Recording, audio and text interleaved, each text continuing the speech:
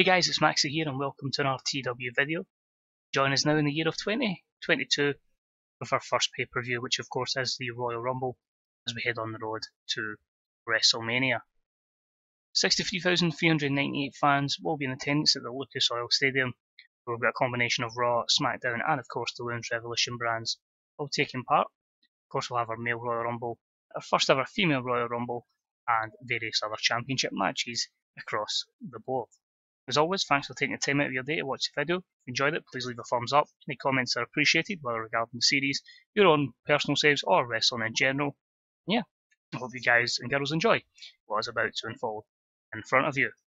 So we start off with a little hype video, and basically this is your usual hype video with pyrotechnics, basically setting the stage for the two main events tonight, which will see the World Heavyweight Championship defended as Ricochet defends against Devitt. Fergal gets his final rematch. And then we'll see Okada defend the WWE Championship against Tommaso Ciampa. So really two interesting matchups here. Hopefully they do deliver. And hopefully we have a stellar show. So it gets the show off to a strong start. It gets the crowd hotter. And two storylines advance with this A89 segment. Opening contest was a decent matchup for the Cruiserweight Championship, and a bit of a shock here, as was AJ Styles who defeated Zack Sabre Jr. and Shane Strickland in 15:29, when AJ defeated Shane Strickland by submission, meaning our new Cruiserweight Champion is the phenomenal AJ Styles. In terms of in-ring work, Zack Sabre Jr. head and shoulders above everyone, AJ struggled. At B79, the basis of the storyline was of course the feud between Shane Strickland and Sabre Jr. AJ's been kicking about, wanting something to do. He's obviously in big physical decline, but still has a high degree of overness. So I thought, you know what? Let's put him in the Cruiserweight division. He had a little bit of a confrontation with Sabre Jr., challenged him, and he was inserted into this matchup, and he gets the win. As you can see, the crowd got hotter from this. The difference in in-ring performance, you can see there, 61 for AJ, so he's really having a bad decline physically. But he's over, so his promos are still going to be really good. And hopefully he can pass on maybe some of the mental side of wrestling psychology to some of the workers he'll be with to improve them in the long run. Zack Sabre Jr. improves in a few skills. Overall, a decent match for our storytelling match of the night. I still think it's a solid opener. New Cruiserweight Champion. Next up we had the WWE Tag Team titles on the line, and it was about that had good wrestling and a decent reaction from the crowd. The Monsters Among Men, Baron Corbin and Braun Strowman defeated Gran Metalik and Lince Dorado 12:03, and Corbin defeated Dorado for the end of days. Fifth title defence, a B-74. Dorado unfortunately off his game, made him the weak link. The Luchadors have been very impressive, but it's really just showing, can anyone ever stop this dominant tag team that is the Monsters Among Men. Then have a little confrontation backstage where Jimmy and Jay, both obviously in tonight's Royal Rumble, had a bit of falling out. One went to Raw, one went, stayed in SmackDown. Just teasing, that they just still have that bit of hatred towards each other. And that is an A91. We're going to change the gimmick, but I'm not going to just now. So that's fine. We'll keep that as an A91. So this is going to be our first female Royal Rumble. I didn't have a storyline in place last year. For WrestleMania was obviously going to be the multi-woman match. This year was going to be a strictly one-on-one. So as always with any Royal Rumble, like you used to get back in the 80s and 90s, people promos saying I'm going to win the Rumble. So a couple of them coming up, so it's just a little bit of spotlight and publicity for them. B+88 as we hear from Ruby Riott. B82 as we hear from Laurel Van Ness, two people that believe they can win the Royal Rumble. And the actual match itself, which got a B80. So our competitors were AJ Lee, Alexa Bliss, Aaliyah, Asuka, Barbie Hayden, Becky Lynch, Billie Kay, Emma, Isla Dawn, Kairi Sane, Kaylee Ray, Laura Van Ness, Liv Morgan, Mandy Rose, Melissa, Mia Yim, Nikki Cross, Nick Sidnell, Peyton Royce, Raquel Diaz, Ruby Riott, Samantha Starr, Sarah Logan, Sasha Banks, Shayna Baszler, Sonya Deville, Rhea Ripley, Toni Storm and Zelina Vega. Now this one was about that had good, decent wrestling, but didn't have much heat, and it saw Sasha Banks pick up the win in 59:45. The other members of the Final Four were Laurel Van Ness, Toni Storm, and Barbie Hayden, with Laurel Van Ness being the final elimination. Ruby Riott was the most eliminations. Apparently Barbie Hayden was the Iron Woman, which I was quite surprised at. I didn't set that, so that's quite cool they've done that. Your winner of the Royal Rumble title and earning a Women's Championship match at WrestleMania, Sasha Banks. Quite happy with that. As I say, it will toy into a lot of things as we progress through the next few shows. But B80, Women's Story Revolution storyline progresses. Shayna Baszler's not suited to her gimmick, cool. And I think that wants me to turn Bayley. So we're going to look to turn Asuka at one point. Pretty much it.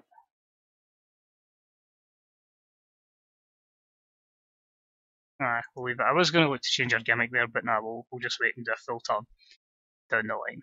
It's something that's going to happen on one of my shows, not necessarily a pay-per-view. So that's why I kind of look at it that way.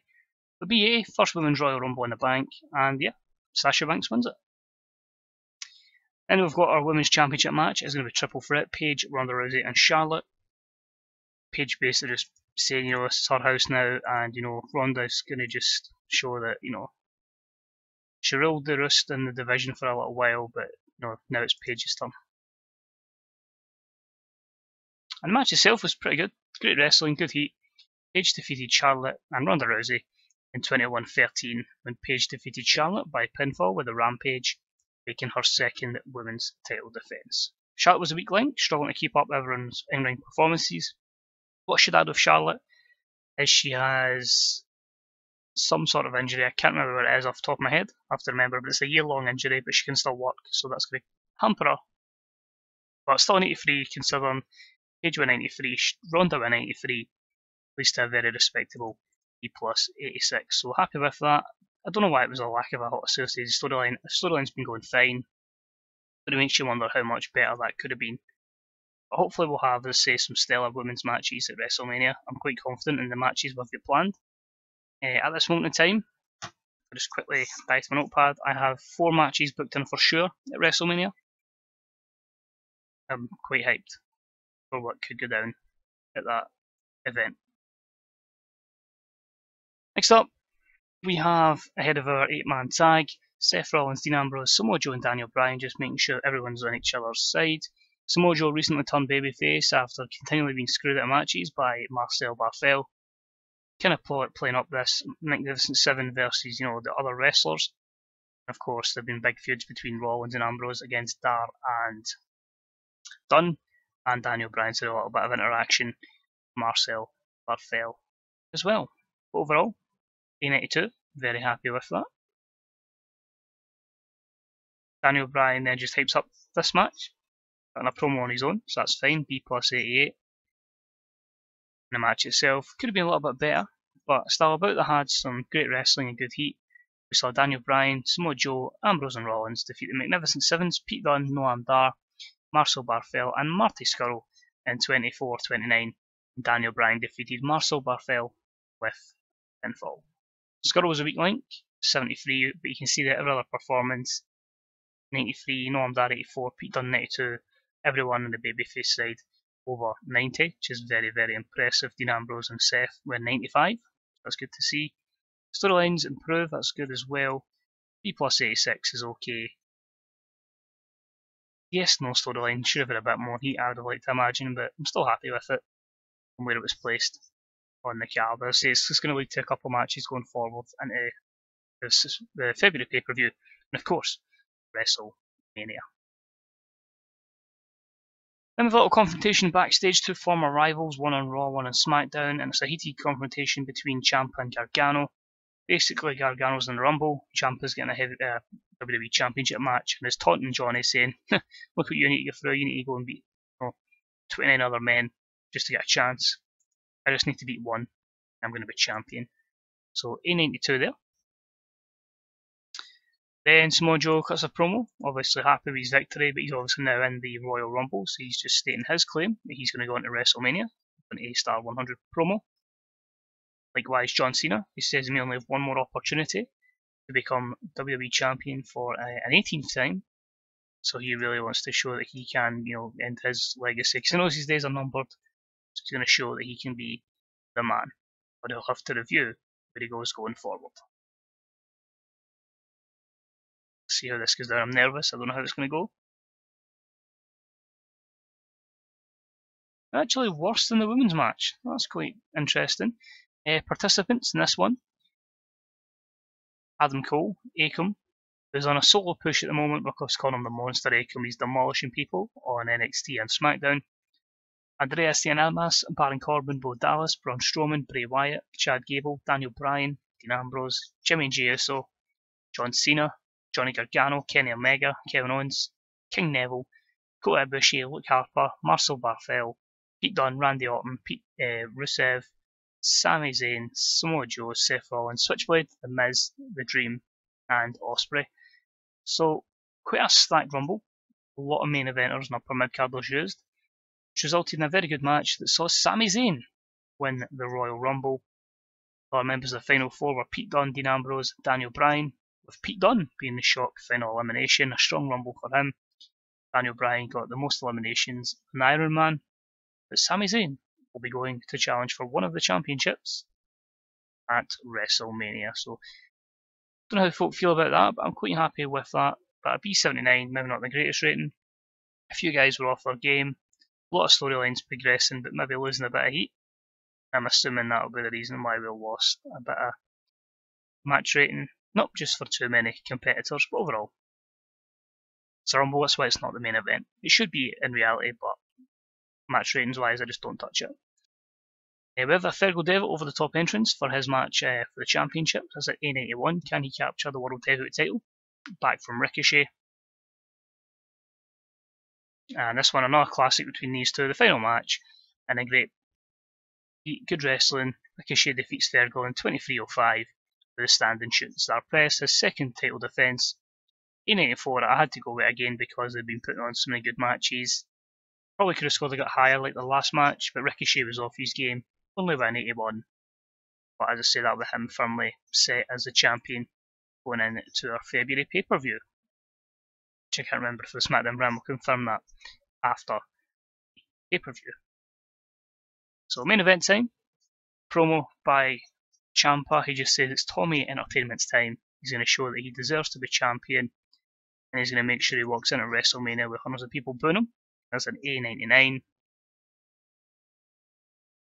Over the top entrance for Okada, A91, playing up the big match feel. The match itself, A94. About to have great wrestling and good heat, saw Tommaso Ciampa defeat Okada in 28-12 by submission after a Project Ciampa 2 and blatantly cheating. Tommaso Ciampa is your new WWE champion. Can you imagine the boos for this man if he won the title? And the proper villain, the evil guy that is Ciampa, is your new WWE champion and could potentially walk into WrestleMania as champion. Ends the show with him celebrating, and the overall show rating A-Star 100, increased their popularity in 40 regions. Again, if you wonder why, of course with very few segments anywhere near a 100, major band, decent celebrities, big stage. We properly pumped the money in so we could get a good rating. I didn't expect a 100, I was hoping for about a 98, 99, but there you go. So always encourage people, if you're struggling to get to a 100 at a big pay-per-view, add in the fact the reputation of the Royal Rumble, certainly look to add in those kind of things and you boost your rating up, meaning that, something like the Royal Rumble can get a 100 rating despite having two average Rumble matches and main events that were good, but could have been 5-star. So overall, pretty happy with that. A couple of new champions. Adds pictures. My words mixed up there. Adds programs, I should say, going forward for Sasha and for Sami going forward. But really looking forward to tying it all together in the next couple of shows, which will of course be your 2 February pay-per-views and WrestleMania. I might try and sneak in a women's event, but I think we're likely going to go with what we've got. So we'll just obviously thank Tommaso, we'll thank Okada, to keep him happy, we'll thank AJ Styles, just because he's obviously been a bit unhappy. So all 3 guys are pleased, which is good to see. A few things to add in as well. Murphy had been taking painkillers, so he's in rehab. He's out for 5 months. We were the victim of dirty tricks from either TNA or Ring of Honor, so that cost us, but we did get dirty tricks on TNA for basically slandered them, saying they were a cult, so that helps as well. So we lost a little bit of sponsor revenue, but at the same time, we've got plenty of money that we could easily cover a small loss. Nothing massive. The only thing I can really confirm from here is Ziggler's gone, his contract's done, so we'll see where he pops up. The fact that no one really went for him makes me think he's not going to pop up anywhere, but 41, not really overness. A lot of overness, decline in physical ability. This makes sense, but absolute success, which is good to see. We're probably going to lose the Wolves, that's cool. They were 38-39, so I'm quite happy you let them go. So it looks like they'll probably go to Dragon Gate. That's cool, that's fair enough. The only deal I gave them was an offer to go to Lucha Underground as trainers, so I think they'll leave, but it trims the roster down a little bit. So Ziggler's gone, first in a various amount of places, the US, Canada, Mexico and Japan. That's good to see. Not the British Isles, I don't know if that's because we don't have any rivals in the British Isles. Let's have a look. RWL, a new company there. Let's have a look at them. Revolutionary Wrestling League. Owner is Shane Douglas. Interesting. So, a few things to cover. Velveteen Dream doesn't like Shayna Baszler. John Cena likes Nixon Newell, so does Devitt. So might look to put that push with Nixon. As does Bo Dallas. So might even rename her just Tegan Knox and just go for it. Bo Dallas is unhappy. There's a storyline coming out of that. Pete Dunne says Carrie Sane needs to learn to sell. 4.99 in our pay-per-view buy rate. Of course, pay-per-views have made a bit of money, and the Rumble is now a legendary event. So that's cool. That's really good to see. So a few things we can kind of clear up here. A lot of people unhappy. Maybe didn't appear at the Rumble. That's fine. I'll give them a bit of money. It says a lot when I actually forgot to put Bobby Lashley in. So that's cool. I'll just give him a random appearance on Raw then. So looking up, even though we had all the issues with sponsorship, you can see there we didn't actually lose any money really. 100k in sponsors. We still made £18 million profit, which is really, really good for a one pay-per-view month. We're still financially in a great position with the company. Even workers were down 300k from last month as well, so we're slowly but surely trimming it down after months where we had a lot of money on that. The pay-per-view revenue is 17 million, so that's good again for a 1 month pay-per-view. You can see they're maybe a little bit lower than SummerSlam, but I don't really think we need to worry about the size of the company in any sort of way. We're always going to be the biggest company by a mile. It's really just about pushing through this new guard and going forward from there. So as I said, we're going into February now, so there will be No Way Out, which will be the SmackDown brand. So SmackDown will come first before Raw. So No Way Out, and that is on the second week. We should actually now have a graphic for No Way Out, I'd like to imagine. So we should be very disappointed if we don't now. It's no mercy. Vintage Maxi making mistakes like that. So see what image we've got here. So No Way Out, we've got a couple. So there's 07, 08. Actually, I'm not going to lie, I really liked the one where they had that with Scott Steiner when he who did he fight? Did he fight Triple H? I want to say they fought at No Way Out, so we'll go with that. And then Fastlane, which for some reason is above average, so a bit more reputation. Probably because that was already a pay-per-view when we started the save, so that's how the default ones. Payback is and Extreme Rules are more reputable in importance than the likes of a Backlash and a No Mercy, which should be, let's be honest, a massive event. You can see there, WrestleMania legendary, SummerSlam legendary, the Rumble's now legendary, and the Survivor Series as well, so that's 4 massive shows.